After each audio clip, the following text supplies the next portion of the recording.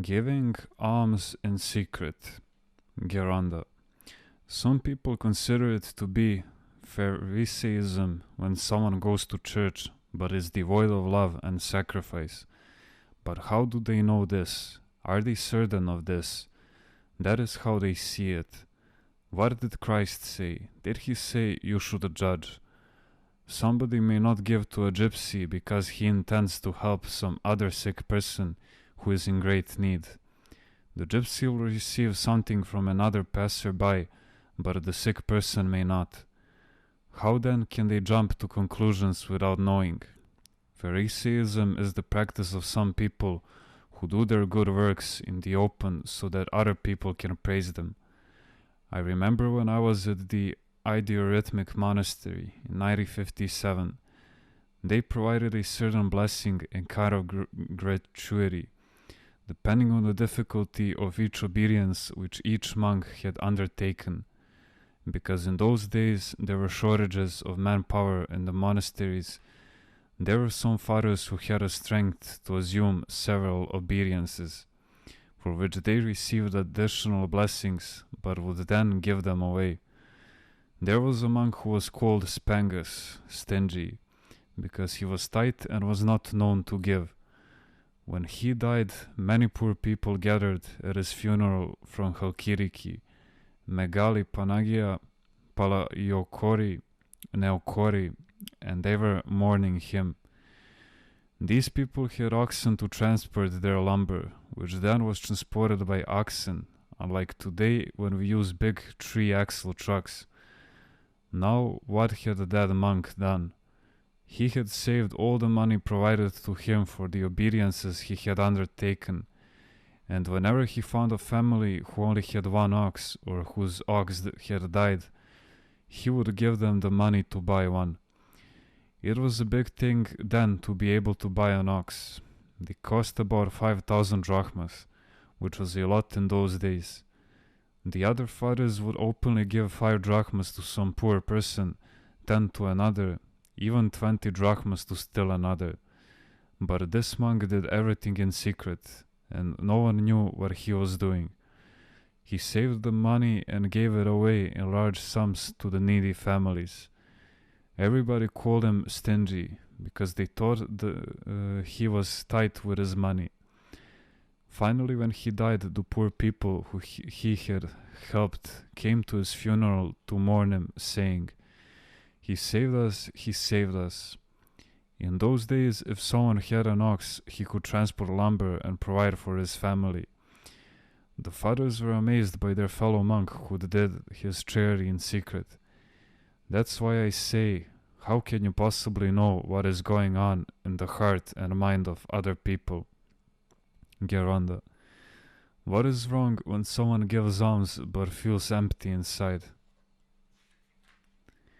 He should reflect whether he is acting out of a need to be liked by others. When the motives for almsgiving are pure, then we feel joy. Do you know what they did in some town once? This was told to me by a devout attorney I knew.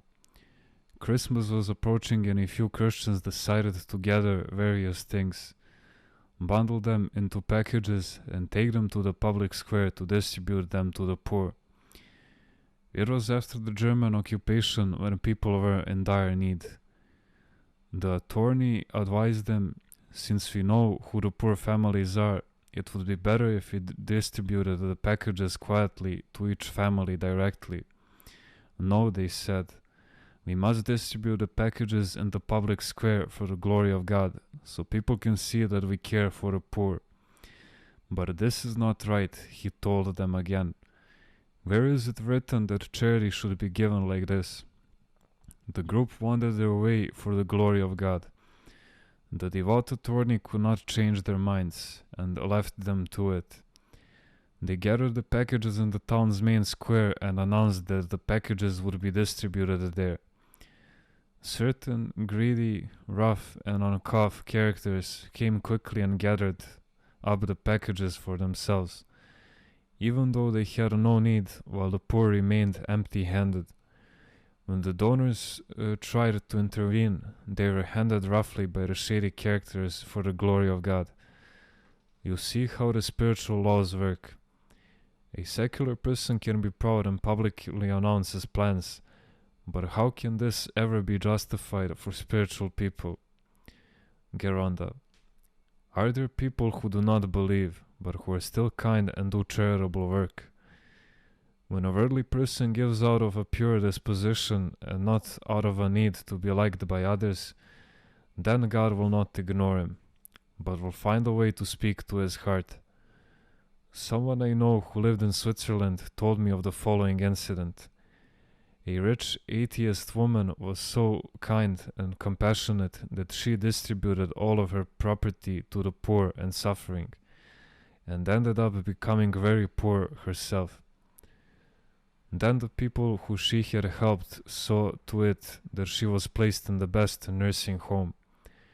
In spite of all her charity, she remained an atheist. When people tried to speak to her about Christ, she refused to discuss the matter. She insisted that Christ was nothing more than a good man, a social worker, and other similar theories. Perhaps even the Christians she happened to meet or know did not help her to be moved by their life. My friend asked me to pray for the soul of that woman. In any case, my friend also prayed fervently for that woman to find her faith in God.